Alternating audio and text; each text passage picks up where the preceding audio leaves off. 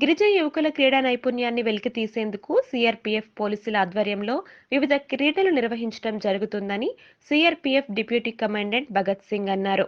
అల్లూరు జిల్లా పెదబయలు మండలం రొడకోటలో స్థానిక అవుట్పోస్ట్ సీఆర్పీఎఫ్ 198 బెటాలియన్ ఆధ్వర్యంలో 2 రోజుల పాటు వాలీబాల్ టోర్నమెంట్స్ నిర్వహించారు.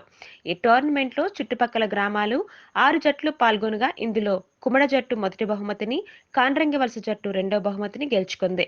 మొదటి, రెండవ బహుమతి గెలుచుకున్న జట్లకు బహుమతితో పాటు వాలీబాల్ కిట్లను CRPF deputy command Bhagwat Singh, DSP Trilochan Behera, inspector AK Mishra చేతుల మీదుగా పంపిణీ చేశారు.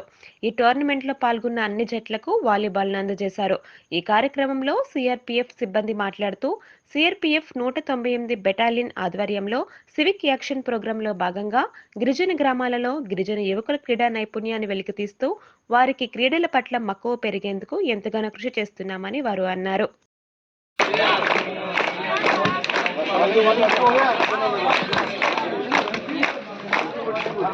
न्यूज चलता रहेगा। Okay okay.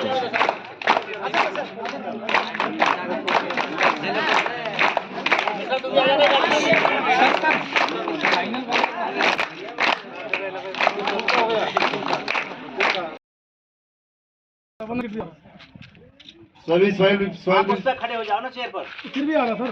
अरे चेयर पे अच्छा है ना।